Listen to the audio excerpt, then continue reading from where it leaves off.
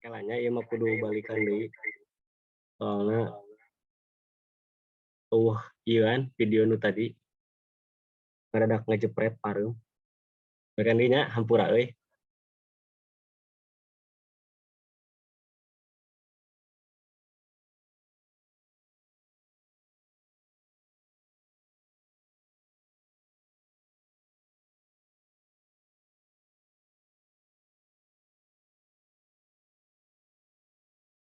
Baik, bismillahirrahmanirrahim. Assalamualaikum warahmatullahi wabarakatuh. Puji syukur kehadirat Tuhan Yang Maha Esa, yang mana berkat rahmat hidayah serta inayahnya kita dapat kembali berkumpul pada hari ini dalam keadaan sehat walafiat, meski kita melakukan kegiatan perkuliahan secara tatap maya. Tak lupa salawat serta salam kita curah limpahkan kepada junjungan alam, yakni Habibana wa Nabiyana Muhammad Sallallahu Alaihi Wasallam, beserta para sahabatnya, para tabiatnya, para keluarganya, serta kita selaku umatnya. Semoga kita semua senantiasa ada dalam lindungannya. Amin ya Allah. Yang terhormat kepada Bapak Bayu Adi Laksono selaku dosen pengampu mata kuliah komunikasi sosial, dan yang saya banggakan seluruh rekan-rekan dari kelas B yang nantiasa dapat meluangkan waktunya untuk dapat mengikuti perkuliahan pada hari ini. Baik, mungkin untuk mengefektifkan waktu dan tanpa banyak berbasa-basi lagi, kami akan melakukan presentasi dengan melakukan bedah buku. Salah satu yang akan kami bedah yaitu buku Dinamika Komunikasi. Nah, di sini sudah saya tayangkan beberapa cover yang memang sudah dicantumkan di dalam slide PowerPoint. Ini adalah salah satu covernya. Dan mungkin selanjutnya adalah mengenai profil penulis. Nah, mengenai profil penulis ini, di buku Dinamika Komunikasi ditulis oleh Profesor Dr. Andes Onong Ujana Effendi, MA. Nah, Bapak Profesor Dr. Andes Onong Ujana Effendi ini adalah salah satu tokoh ilmu komunikasi di Indonesia. Beliau juga pernah menjabat sebagai Dekan Fakultas Ilmu Komunikasi di Universitas Pajajaran pada periode 1975 sampai 1982. Sekaligus beliau juga adalah salah satu pendiri dan perintis Fakultas Ilmu Komunikasi di Universitas Islam Nusantara yang ada di Bandung, Jalan Insinyur Soekarno-Hatta nomor 530. Nah, dari profil penulis ini, Profesor Dr. Andes Onong Ujana juga telah menerbitkan banyak buku. Buku-buku mengenai ilmu komunikasi yang sudah saya cantumkan juga di sini beberapa cover dari hasil tulisan-tulisan Profesor Onong Ujana. Yang pertama itu ada ilmu komunikasi teori dan praktik, ada dinamika komunikasi, ada ilmu teori dan filsafat komunikasi, ada hubungan masyarakat, suatu studi komunikologis, ada human relation dan public relation, ada komunikasi dan modernisasi, dan ada radio siaran, teori dan praktek. Nah, Profesor Dr. Andes Onong Ujana ini adalah salah satu ilmu komunikasi ya.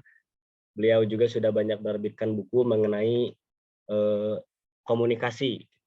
Baik, untuk selanjutnya mungkin dalam buku Dinamika Komunikasi ada daftar isinya, yaitu ada 20 bab, tentunya ada 20 bab. Ada mengenai teknik komunikasi, ada strategi komunikasi, ada problematik komunikasi, ada pengaruh komunikasi, ada pers jurnalistik juga, ada peranan media massa elektronik, ada jurnalistik radio juga, sampai pada peranan public relation dalam bisnis. Nah, mungkin karena ada 20 bab, kami hanya akan mempresentasikan beberapa bab saja yang akan kami jelaskan secara detail. Untuk bab-bab yang lainnya mungkin akan kami jelaskan secara singkat, dan untuk penjelasan yang secara detail itu mungkin karena lebih lebih masuk dengan apa yang akan kita bahas pada kesempatan kali ini. Mungkin untuk selanjutnya silakan kepada rekan saya untuk menjelaskan bab 1 mengenai teknik komunikasi. Kepada rekan saya untuk waktu dan tempat saya persilahkan, Mangga. Baik, sebelumnya saya ucapkan terima kasih kepada moderator atas kesempatannya. Nah, di sini juga saya akan membahas beberapa bab juga tentunya, dan di slide ini ada bab 1 yaitu tentang teknik komunikasi yang dibagi menjadi beberapa bagian. Nah, untuk yang pertama itu ada pengertian komunikasi. Pengertian komunikasi ini dibagi menjadi dua, yaitu ada komunikasi secara umum dan ada komunikasi secara paradigmatis. Nah, untuk yang pengertian komunikasi secara umum itu dibagi menjadi dua lagi, ada yang secara etimologi dan terminologis. Secara etimologi, kata komunikasi itu berasal dari bahasa Latin yang artinya communicatio, dan perkataan ini bersumber pada kata komunis, tetapi tidak ada kaitannya dengan Partai Komunis. Dalam artian, berarti kata komunis ini yaitu sama makna, dan pengertiannya yaitu mengenai suatu hak. Jadi komunikasi berlangsung antara orang-orang yang terlibat, terdapat kesamaan makna mengenai suatu hal yang dikomunikasikan. Kemudian ada pengertian komunikasi secara terminologis, yaitu proses penyampaian suatu pernyataan oleh sejumlah orang kepada orang lain. Nah, untuk pengertian komunikasi secara paradigmatis itu lebih kayak ketika kita komunikasinya itu ke komunikasi basa-basi. Misalnya itu ketika bertemu dengan teman lama, kita kan cenderung menanyakan kabar ataupun situasi-situasi lainnya. Lebih kalau artian ini kayak komunikasi bersama stranger people. Nah, untuk yang selanjutnya itu ada proses komunikasi. Nah, proses komunikasi ini menjadi dua, yaitu yang pertama ada komunikasi tatap muka. Komunikasi tatap muka ini dibagi lagi menjadi dua, ada komunikasi interpersona dan komunikasi kelompok. Komunikasi interpersona adalah komunikasi antara komunikator dengan komunikan yang sifatnya percakapan. Nah, contohnya itu kayak kehidupan mengobrol di dalam kehidupan sehari-hari. Yang kedua ada komunikasi kelompok, yaitu komunikasi antara kelompok satu dengan kelompok lainnya. Biasanya terjadi pada forum, ada proses komunikasi secara media. Nah, komunikasi media ini berarti memanfaatkan massa untuk menyampaikan pesan. Ada komunikasi media ini dibagi lagi menjadi dua, yaitu ada komunikasi media dan komunikasi media massa. Secara singkatnya itu, yaitu contohnya kayak surat kabar, koran, berita di televisi. Nah, itu masuknya komunikasi media massa. Yang ketiga itu ada faktor penghambat komunikasi. Nah, untuk faktor penghambat komunikasi ada hambatan sosio-antropsikologis. Secara langsung ini itu meliputi aspek keseluruhan komunikannya. Misalnya ketika kita mengobrol, kita tuh harus melihat dulu apakah komunikannya itu sedang dalam posisi baik atau misalnya sedang dalam posisi sehat. Soalnya kalau enggak, nantinya akan masuk hambatan. Yang kedua ada hambatan semantis. Hambatan semantis ini gangguan pada komunikator, misalnya salah ucap. Yang ketiga ada hambatan mekanis. Hambatan mekanis ini biasanya ditemukan pada komunikasi media massa, contohnya pada saat menelpon, suaranya tidak jelas ataupun sinyalnya tidak ada. Yang keempat ada hambatan ekologis. Nah, hambatan ekologis ini berhubungan dengan lingkungan sekitar. Jadi pada saat komunikasinya tidak tersampaikan, misalnya pada saat mengobrol di pinggir jalan itu komunikasinya menjadi hambatan karena bisingnya jalan raya. Yang keempat ada peranan komunikator. Etos yang harus dimiliki oleh seorang komunikator yaitu ada kesiapan, kesungguhan, ketulusan, kepercayaan, ketenangan, keramahan, dan kesederhanaan. Sementara untuk sikap komunikator itu harus reseptif. Nah, reseptif ini berarti terbuka, jadi komunikator itu tidak menutup-nutupi. Yang kedua, ada pengolahan katanya itu harus kan. Yang ketiga itu ada digestif.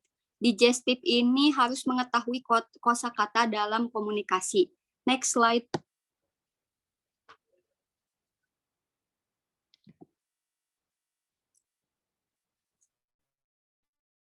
Nah, untuk bab 2 ini ada strategi komunikasi. strategi komunikasi dibagi menjadi 2 lagi, tapi di sini ada strategi komunikasi baik secara makro maupun mikro mempunyai fungsi ganda. Yang pertama itu menyebarluaskan pesan komunikasi yang bersifat informatif, persuasif, dan instruktif secara sistematis kepada sasaran untuk memperoleh hasil yang optimal. Yang kedua ada menjembatani kesenjangan budaya akibat kemudahan diperolehnya dan kemudahan dioperasionalkannya media massa.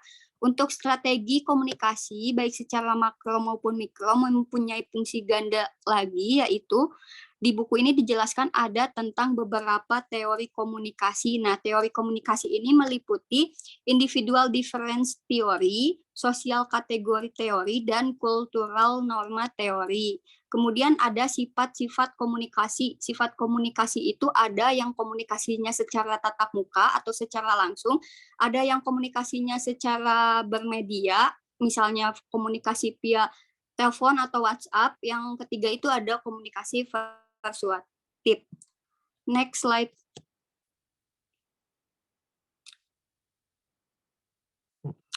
Ada juga bab 3, yaitu tentang problematik komunikasi sosial budaya.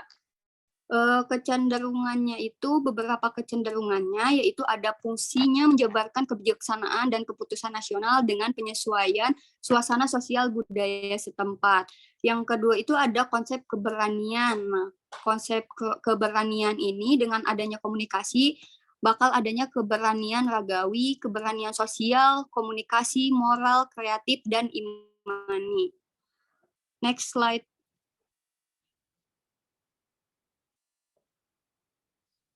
Nah, mungkin untuk bab ini terpisah ya akan dijelaskan.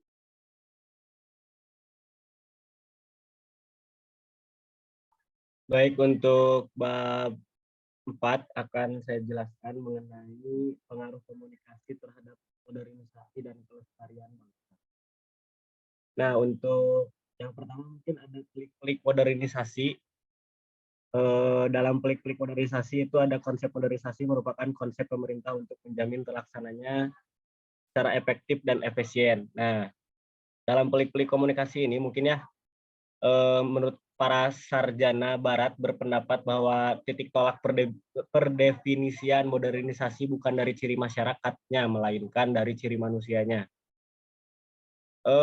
Pengertian modernisasi bertitik berat pada cara berpikir baru atau new ways of thinking yang memungkinkan orang-orang menciptakan dan membuat masyarakat modern, industri modern, dan pemerintah modern.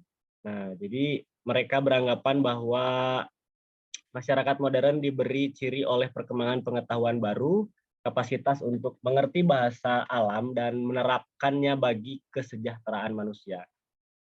Nah, para cendekiawan Indonesia pada umumnya mempunyai pendapat yang sama bahwa modernisasi di Indonesia merupakan proses pergeseran dari masyarakat kebudayaan agraris pedesaan ke masyarakat kebudayaan industri perkotaan. Mereka sama-sama berpendapat bahwa makna modern tidak dapat diartikan sebagai kebalikan dari tradisional dan bahwa apa yang berbau tradisional tidak selalu berarti buruk. Nah, mungkin di sini ada pengaruh modernisasi bukan konstruktif melainkan destruktif, lebih jauh lagi akibatnya akan mengancam kelestarian bangsa. Nah, persoalan modernisasi adalah masalah kebahagiaan ya, menjadi kenyataan menunjukkan bahwa dalam upaya mencapai kebahagiaan masyarakat terjadi pertarungan antara kelompok tertentu dengan selera tertentu untuk kebahagiaan kelompok lain yang mempunyai selera lain. Masing-masing berusaha menciptakan masyarakat yang sesuai dengan seleranya sendiri, seperti ahli-ahli ekonomi beranggapan bahwa ekonomi adalah yang paling penting dalam modernisasi dari segalanya, gitu ya. Modernisasi bagi kelompok ini adalah ekonomi seperti itu. Lalu orang-orang beragama menganggap agama lebih penting dari apapun. Kelompok ini siap berperang bahkan jika perlu berperang jika agamanya ditindak. Nah, ada juga orang-orang politik yang mengklaim bahwa politik sebagai panglima. Kelompok ini menganggap politik maha penting karena segalanya ditentukan oleh politik. Pentingnya konsep modernisasi ialah untuk mencegah terjadi pertarungan antara kelompok yang satu dengan yang lainnya akibat rasa diri paling penting, juga untuk menjaga jangan sampai terjadi bentur-benturan antara nilai yang satu dengan yang lainnya. Nah, untuk kelestarian bangsanya, modernisasi adalah sebuah proses dan keberlangsungan bangsa, adalah sebuah dinamika ya, kontinuitasnya harus konsisten dan berirama. Demi kelangsungan bangsa, para modernizer harus memperhatikan nilai-nilai dasar yang harus dipertahankan dan nilai-nilai instrumental yang harus dipertahankan. Nah, komunikasi terutama yang menggunakan media massa menimbulkan pengaruh besar terhadap berlangsungnya modernisasi. Media massa bisa fungsional, bisa juga disfungsional. Akibatnya modernisasi bisa konstruktif, bisa destruktif, kelestarian bangsa bisa dipertahankan dan bisa terancam. Ya. Modernisasi, kelestarian bangsa, dan komunikasi perlu konsep yang melembaga, mapan, dan terintegrasikan untuk mencegah terjadinya benturan-benturan antara dimensi yang satu dengan dimensi yang lainnya. Mungkin seperti itu yang untuk bab 4. Untuk selanjutnya mungkin dalam bab 5, asas-asas dan perkembangan komunikasi massa. Untuk bab ini mungkin akan dijelaskan oleh rekan saya. Pada rekan saya persilakan. Baik, makasih. Lanjut lagi, ada bab 5 tentang asas-asas perkembangan komunikasi massa. Yang pertama itu perkembangan komunikasi massa. Secara keseluruhan perkembangan ini meliputi perkembangan pers, film, radio, dan televisi yang tentunya sampai saat ini masih berkembang dan lebih canggih lagi ya. Yang kedua itu ada arti, ciri, dan fungsi komunikasi massa.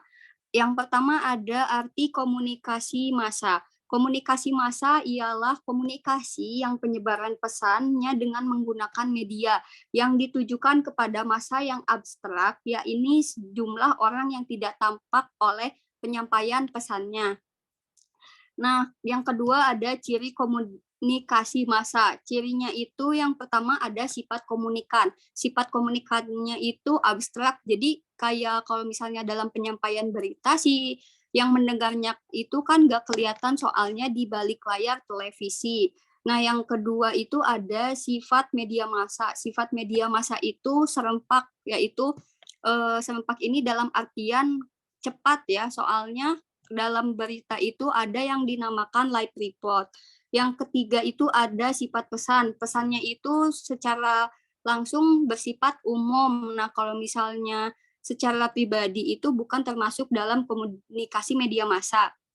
Yang keempat ada sifat komunikator. Sifat komunikatornya merupakan komunikator yang terlembagakan. Jadi seorang reporter atau yang mencari media itu pasti seseorang yang terlembagakan karena tidak bisa sembarangan dalam komunikasi massa ini. Next slide.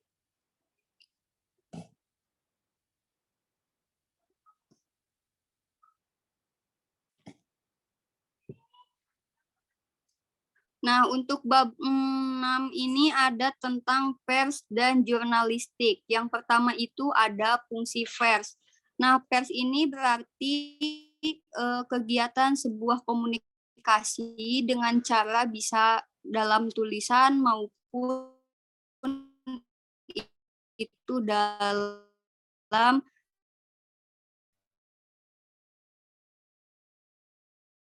sebuah berita. Yang pertama itu ada fungsi menyiarkan informasi, ada fungsi mendidik, ada fungsi menghibur, dan ada fungsi mempengaruhi. Secara tidak pasti mengetahui fungsi-fungsi jurnalistik merupakan sebuah kegiatan jurnalian berita. Nah, di sini juga yang pertama itu berita sebagai laporan tercepatnya. Tentunya berita itu harus cepat, soalnya kalau misalnya beritanya tidak disampaikan dengan cepat, karena sifatnya berita itu ada yang bersifat basi. Yang kedua ada sebagai rekaman. Yang ketiga ada sebagai faktor objektif. Yang keempat ada interpretasi. Yang kelima ada sensasi. Nah, ini misalnya itu dikaitkannya dengan public figure ya. Yang keenam ada minta insani, yang keenam ada ramalan, dan yang ketujuh ada gambar.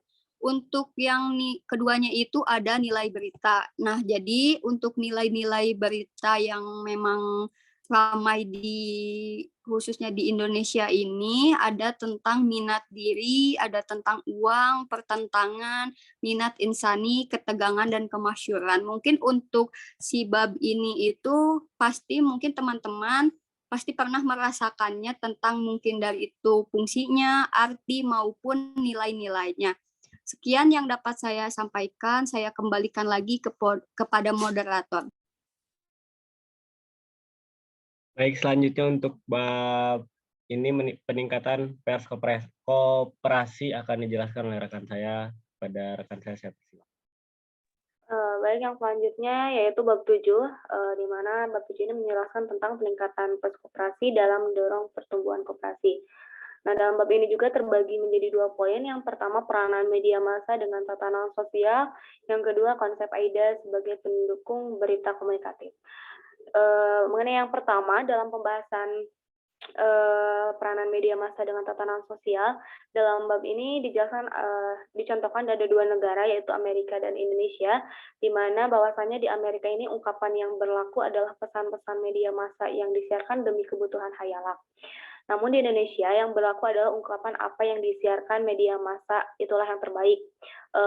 Karena teori atau model komunikasi apapun yang diterapkan dan jenis media apapun yang dipergunakan di Indonesia harus sesuai dengan tatanan sosial.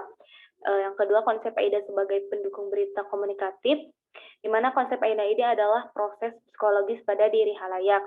Berdasarkan konsep AIDA itu, agar halayak membaca dan melakukan apa yang dianjurkan oleh pihak penyusun berita atau tajuk atau artikel, maka pertama-tama mereka harus dibangkitkan perhatiannya. Next slide. Bab 8 yaitu mengenai filsafat jurnalistik. Di bab ini ada 2 poin. Yang pertama mengenai idealisme pers dan jurnalistik, yang terbagi lagi menjadi beberapa poin.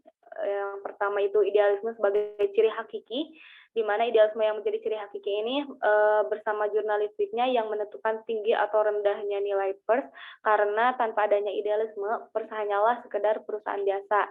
Idealisme juga mengandung keseimbangan antara menghargai dan mengkritik.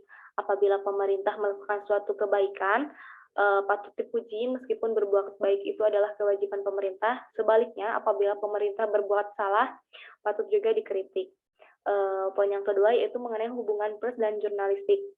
Pers dan jurnalistik ini diibaratkan sebagai raga dan jiwa, di mana dari kedua itu saling membutuhkan. Seperti halnya dengan raga dan jiwa, pers tak mungkin terpisahkan dari jurnalistik dan saling mempengaruhi.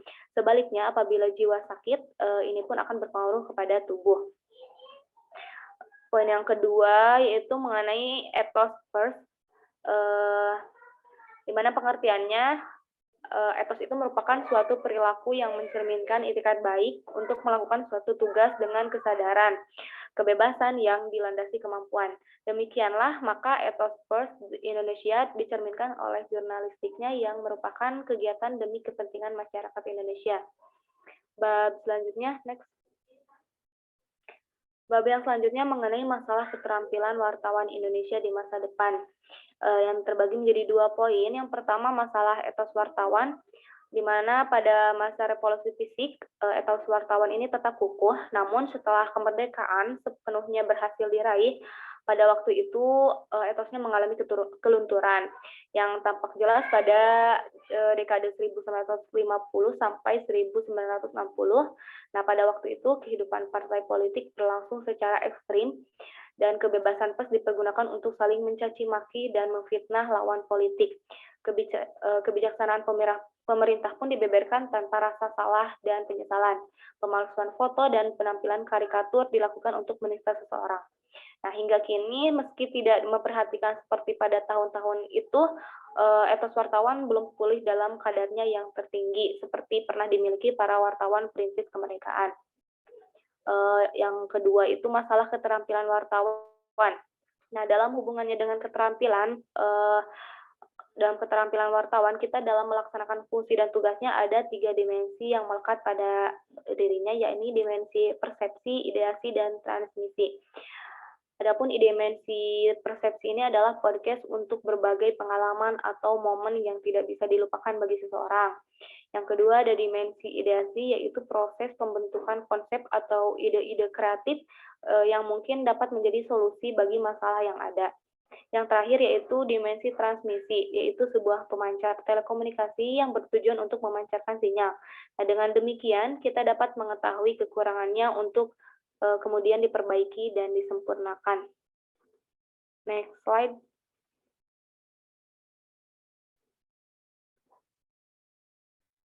Saya kembalikan ke moderator. Baik, untuk bab ini adalah peranan media massa elektronik dalam mewujudkan masyarakat belajar. Untuk yang bagian ini saya serahkan kepada Kak. Baik, terima kasih mungkin kepada moderator yang telah mempersilahkan saya. Untuk bab ini ada peranan media massa elektronik dalam mewujudkan masyarakat belajar. Untuk yang pertama ada pemaparan fungsi media massa yang secara tidak langsung menunjukkan peranannya pada pendidikan seperti yang hanya dipaparkan secara singkat tanpa adanya penjelasan lebih lanjut pada buku ini. Nah, untuk yang kedua, media massa bisa dimanfaatkan dengan pesan-pesan pendidikan melalui media massa, terutama media elektronik. Dalam pemanfaatan ini bisa diisi dengan berbagai macam ilmu pengetahuan, baik melalui pengetahuan umum dan sebagainya. Nah, untuk yang ketiga ada pentingnya peranan media massa elektronik di Indonesia yang secara teknologi sudah maju sehingga dapat menjangkau seluruh tanah air, dapat digunakan untuk melakukan perubahan sikap kepercayaan dan perilaku. Di sini maksudnya media massa dapat merubah suatu sikap kepercayaan dan perilaku suatu masyarakat belajar karena dalam hal ini media massa juga dapat mempengaruhi gitu dalam membentuk sikap dan kepercayaan dan tentu hal ini akan mempengaruhi kepada hal-hal yang baik gitu. Mungkin sekian pemaparan dari saya kembalikan kepada. Baik, mungkin selanjutnya bab ini jurnalistik radio, saya persilakan kepada rekan saya, Mangga. Baik, yang selanjutnya lagi yaitu bab mengenai jurnalistik radio, di mana dalam bab ini dijelaskan 2 poin. Yang pertama yaitu radio dijuluki sebagai kekuasaan kelima karena bersifat langsung dan tidak mengenal jarak dan rintangan dan juga memiliki daya tarik. Yang kedua, jurnalistik radio sebagai jurnalistik elektronik karena dalam jurnalistik radio ini bahan berita itu akan disiarkan secara elektronik. Maka penyusunan bahan berita harus dilakukan sedemikian rupa sehingga dapat diterima oleh halayak dalam sekilas dengar, sehingga halayak tidak hanya memerlukan informasi saja, tetapi juga opini dengan berbagai variasi. Saya kembalikan kembali ke moderator.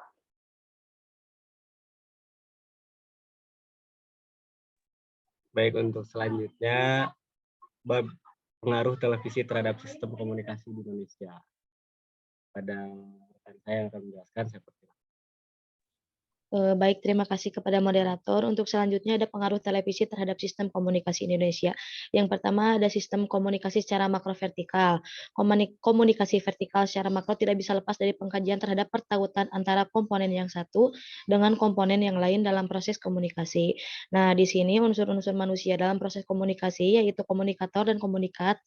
Dua unsur yang rumit tetapi sangat menentukan dalam mencapai tujuan sentral sebagaimana diutarakan di muka. Dibandingkan dengan media massa lainnya, televisi memiliki daya pengaruh yang sangat kuat dikarenakan televisi memiliki audio dan video yang saling melengkapi. Nah, untuk yang kedua ada sistem komunikasi secara makro horizontal. Yang dimaksudkan dengan sistem komunikasi secara makro horizontal di sini ialah komunikasi sosial antar insan dalam tingkatan status sosial yang hampir sama dan terjadi dalam unit-unit yang relatif kecil. Jika kita hendak menerapkan komunikasi horizontal ini, untuk mudahnya dapat kita bagi berdasarkan ruang lingkupnya dengan komunikasi daerah perkotaan dan berdasarkan prosesnya menjadi komunikasi antar persona atau interpersonal communication dan komunikasi kelompok kecil, small group communication atau seringkali disebut komunikasi kelompok saja atau group communication. Mungkin bisa di next slide.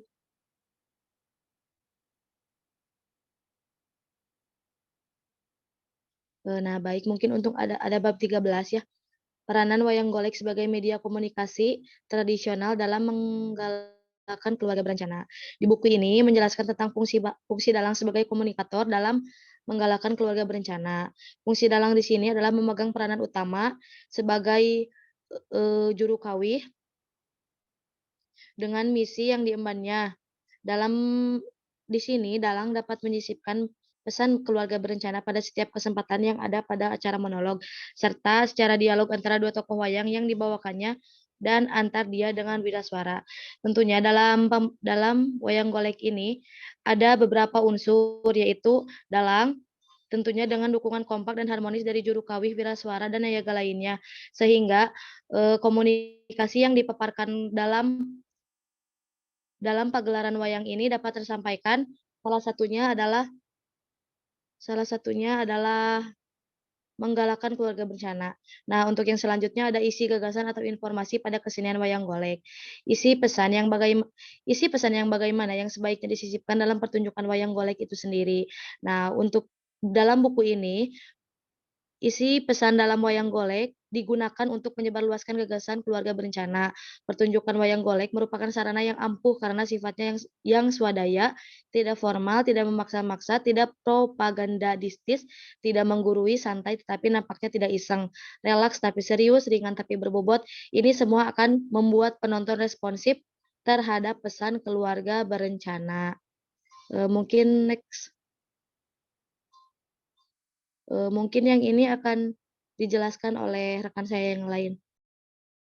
Baik, untuk selanjutnya yaitu adalah tentang problema dan prospek wayang golek sebagai sinetron. Nah, perbedaan di sini ada 2 poin. Yang pertama ada perbedaan persepsi antara kelompok budayawan terhadap pengembangan wayang golek, dan ada hubungan simbiosis antara pertunjukan wayang golek berbentuk pergelaran penyiaran televisi. Baik, untuk selanjutnya ada bab selanjutnya mengenai komunikasi politik dan politik komunikasi. Nah, untuk bab ini dalam hubungan dengan demokratisasi komunikasi ini, kalau kita kaji situasi di Indonesia, dari sekian banyak jenis media massa adalah pers yang paling berperan karena berfungsi sebagai penyalur pikiran dan perasaan masyarakat, karena seretnya bahkan tersumbatnya saluran melalui birokrasi, maka halayak memalingkan perhatiannya kepada pers yang menyediakan rubrik-rubrik khusus untuk menyalurkannya. Oke, untuk bab selanjutnya yaitu mengenai problematika infopolitik. Nah, untuk problematika infopolitik sendiri, ada seorang tokoh menyatakan bahwa kalau demokrasi ingin langgeng, harus bisa bertindak lebih awal. Nah, maksudnya di sini adalah setidaknya bisa dijadikan pedoman untuk menjaga demokrasi Pancasila sampai akhir zaman ya.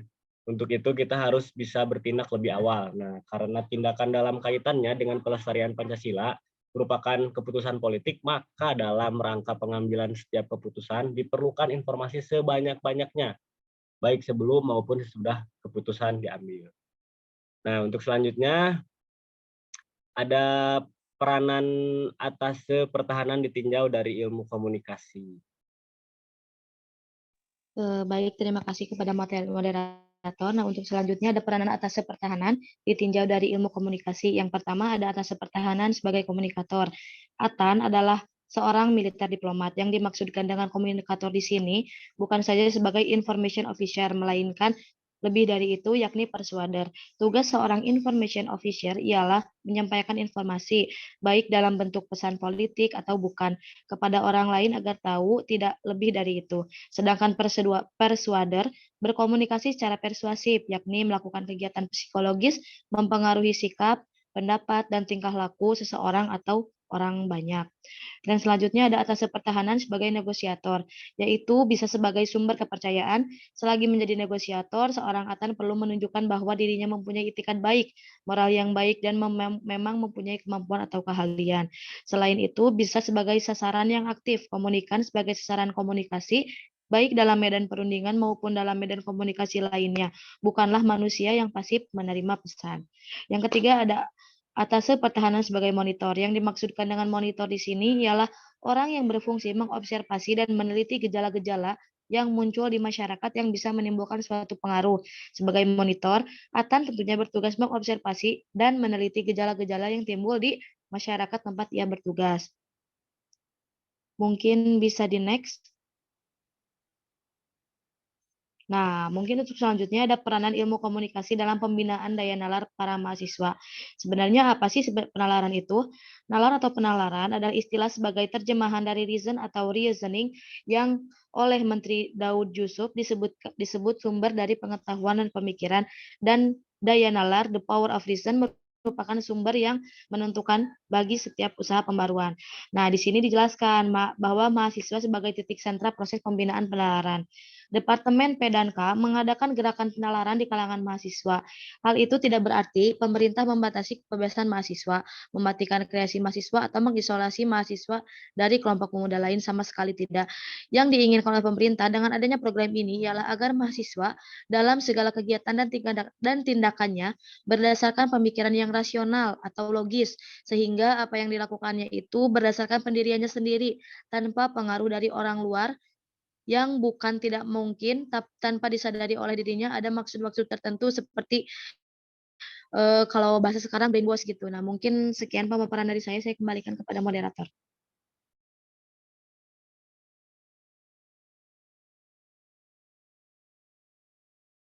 Baik, untuk selanjutnya di sini ada tentang peranan teknologi komunikasi dalam pembinaan perpustakaan. Apakah akan ada rekan saya yang menjelaskan? Baik, bab yang selanjutnya yaitu menjelaskan mengenai peranan teknologi informasi dalam pembinaan perpustakaan. Di sini juga dijelaskan ada 2 poin. Yang pertama, dampak teknologi komunikasi dalam pembinaan perpustakaan dan dampak teknologi komunikasi dalam pelayanan perpustakaan. Dalam dampak teknologi komunikasi dalam pembinaan perpustakaan ini, secara umumnya yaitu sebagai pusat kegiatan belajar, pelayanan informasi, penelitian, dan reaksi bagi seluruh lapisan masyarakat. Nah, terlepas dari hal itu juga, pada kenyataannya bahwa pemerintahan kita dalam hal ini telah melakukan usaha-usaha untuk mengembangkan perpustakaan. Setidaknya pada akhir Repelita 3, sekarang ini 307 daerah tingkat 2 akan mempunyai perpustakaan secara umum. Yang kedua yaitu dampak teknologi komunikasi dalam pelayanan perpustakaan. Nah, dalam pembahasan ini mengenai pelayanan perpustakaan kepada masyarakat perlu dikaitkan dengan aspek-aspek pendidikan dalam 3 dimensi secara holistik, yaitu ketiga dimensi itu yaitu pendidikan praliterer, pendidikan literer, dan pendidikan pasca literer. Pendidikan praliterer adalah pendidikan yang berlangsung secara tatap muka, timbal balik dalam kehidupan keluarga. Oleh karena itu sifatnya bersifat tak formal. Yang kedua, pendidikan literal, yaitu diperkirakan mulai abad pertama Masehi dengan merembasnya kebudayaan baca tulis dari India. Yang ketiga, pendidikan pasca literal, yaitu dimulai sesudah Perang Dunia Kedua sampai untuk lebih tegasnya pada tahun 50-an. Nah, pendidikan tak formal dalam keluarga akan efektif jika didukung oleh pendidikan melalui media cetak dan media elektronik, di mana pendidikan literal yang berlangsung secara formal di sekolah juga mulai dari tingkat terendah sampai tingkat tertinggi akan efisien apabila ditopang oleh media audio sampai visual. Yang kedua itu pendidikan pasca literal, antara lain dalam bentuk education broadcast dan baik itu melalui siaran radio maupun siaran televisi berlangsung efektif dan efisien karena ditunjang oleh bahan-bahan literer berupa modul atau paket sebagai pelengkap. Yang terakhir yaitu dalam hubungan dengan pasca literasi disebabkan karena media yang banyak digunakan bersifat audio, visual, sehingga yang buta huruf pun dapat mengikutinya.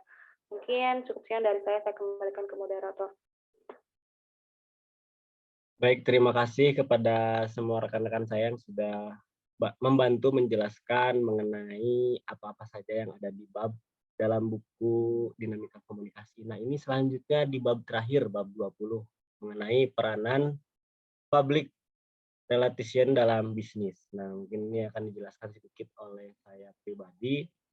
Mengenai hal ini, public relations adalah fungsi manajemen yang berarti melekat atau tidak lepas dari manajemen.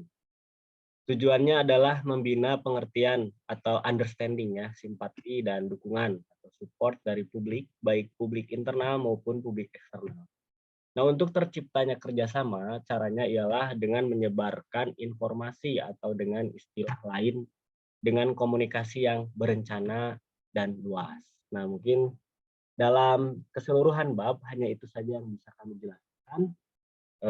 Untuk selanjutnya mungkin saya mengutip dari buku Dinamika Komunikasi ini bahwa ilmu komunikasi itu bersifat dinamik dalam aplikasinya senantiasa sesuai dengan zaman. Nah, maksudnya adalah dinamik itu adalah keras, lembut, atau sedang ya. Tanda dinamik dibagi atas 3 yaitu tanda lembut, sedang, dan keras. Ya, seperti itu ya. Jadi dalam aplikasinya senantiasa sesuai dengan zaman. Jadi ilmu komunikasi itu akan terus berkembang sesuai dengan adanya modernisasi dari perkembangan setiap zaman. Dan itu sifatnya dinamik. Apakah akan keras, lembut, atau sedang, itu sesuai dengan apa yang ada pada zaman yang sedang kita lalui atau akan kita lalui. Nah, untuk kontribusi buku Dinamika Komunikasi untuk pendidikan masyarakat sendiri dalam buku ini tentunya berhubungan dengan pendidikan masyarakat yang menjelaskan bahwa semua orang dapat mempunyai kemampuan untuk belajar. Dijelaskan tadi, tetapi pada kenyataannya tidak setiap orang belajar. Seseorang belajar karena ada dorongan, ada motif pada dirinya, atau dimotivasi oleh orang lain. Jadi masyarakat sebetulnya bisa atau mempunyai kemampuan untuk belajar. Dan masyarakat akan belajar bila termotivasi. Dengan demikian, untuk terwujudnya masyarakat belajar diperlukan motivasi. Inilah pentingnya peranan media massa elektronik di Indonesia yang secara teknologis sudah maju sehingga dapat menjangkau seluruh tanah air, dapat digunakan untuk melakukan perubahan sikap, kepercayaan, dan perilaku atau attitude, belief, and behavior. Nah, mungkin itu saja yang bisa kami sampaikan dalam presentasi kali ini mengenai bedah buku Dinamika Komunikasi. Itu diulas oleh saya sendiri, Raja Inggris, dengan nomor pokok 21210337. Ada juga Dena Yulianti dengan NPM 21210343, ada Wanda Kurnia dengan NPM 21210342, dan ada Laila Nurwahida dengan NPM 21210362. Terima kasih mungkin atas segala perhatiannya. Mohon maaf apabila terdapat banyak kekeliruan atau salah-salah kata yang sudah kami sampaikan dalam penyampaian presentasi tadi. Mohon maaf juga apabila kurang menarik atau kurang jelas dalam penyampaian presentasinya. Maka dari itu mungkin untuk sesi selanjutnya adalah sesi tanya jawab. Kepada seluruh rekan-rekan dari kelas B, saya persilahkan untuk bertanya apabila ada sesuatu yang memang ingin ditanyakan. Mangga untuk waktu dan tempat saya persilahkan untuk bagi para penanya. Oh, sudah ada Ripka Miratunisa yang raisen. Mangga untuk Ripka Miratunisa, saya persilahkan menyampaikan pertanyaan.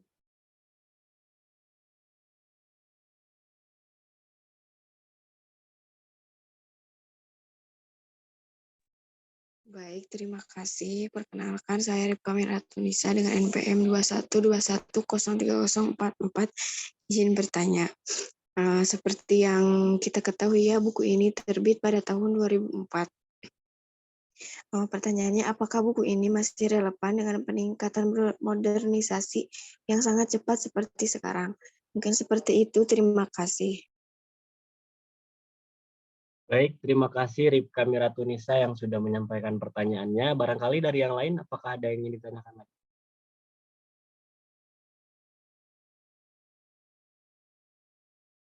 Baik, sembari kita menunggu teman-teman yang lain untuk bertanya, mungkin kita akan sedikit mendiskusikan jawaban atas pertanyaan dari Ripka. Kami hanya meminta waktu sekitar 1-2 menit untuk menjawab pertanyaan. Jadi kepada rekan-rekan, silakan untuk berdiskusi terlebih dahulu untuk menjawab pertanyaan.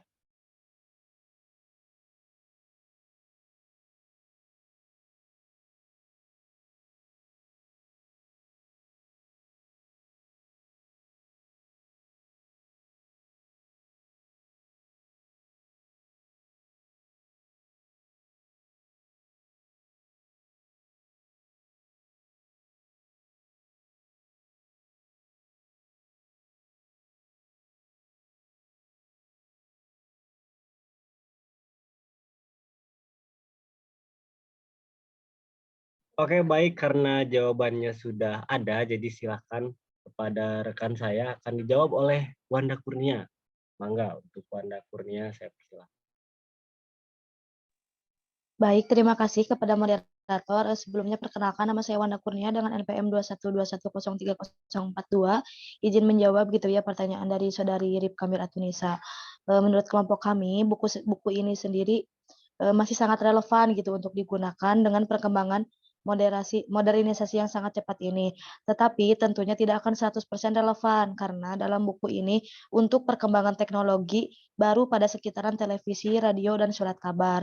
Sedangkan untuk zaman sekarang teknologi itu lebih berkembang dengan secara canggih gitu seperti berita-berita dapat diakses dari setiap sosial media gitu. Namun hal ini tentunya bukan menjadi masalah dengan isi buku di sini. Isi buku di sini masih bisa digunakan sebagai acuan atau referensi karena buku ini juga memberikan dampak peran komunikasi pada era modernisasi seperti yang disebutkan oleh Raja tadi bahwa komunikasi itu bersifat dinamis. Mungkin sekian pemaparan dari kelompok kami. Saya serahkan kembali kepada moderator. Baik, terima kasih Wanda Kurnia yang sudah menjawab pertanyaan atas Ripka Miratunisa. Mungkin sedikit menambahkan ya bahwasannya dalam buku ini mungkin menurut saya itu masih bisa digunakan karena dalam buku ini mencakup teknik-teknik komunikasi, mencakup strategi-strategi komunikasi, dan tentunya dalam pers dan jurnalistik juga sangat dibutuhkan untuk bagaimana kita mengetahui etika dalam melakukan sebuah komunikasi. Bahkan tadi juga dijelaskan dalam sebuah pewayangan mungkin ya, dalam pewayangan pun dilakukan sebuah komunikasi-komunikasi yang memotivasi sebuah keluarga untuk bisa menjadi keluarga yang baik mungkin ya, parenting untuk anak-anak juga. Jadi buku ini bisa dijadikan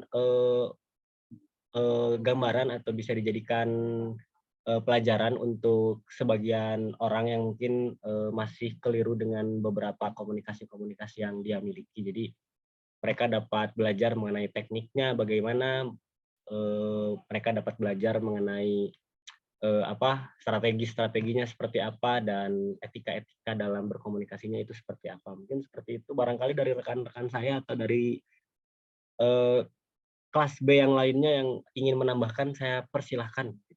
Enggak.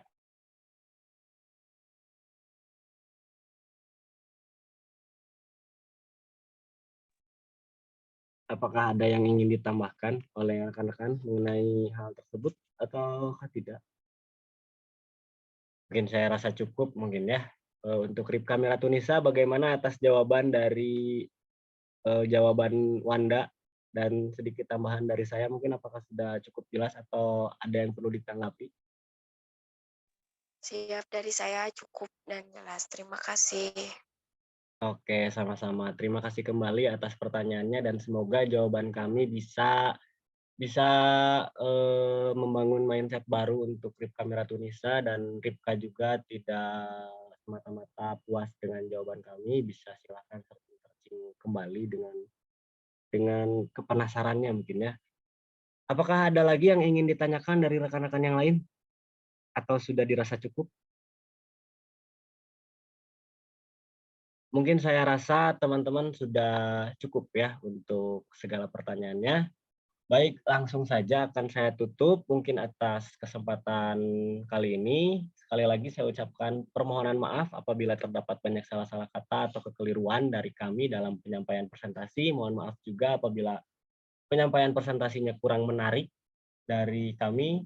Untuk segala kekurangan mungkin itu tidak lepas dari kami dan akan kami jadikan evaluasi agar kami juga memiliki proyeksi yang lebih baik lagi.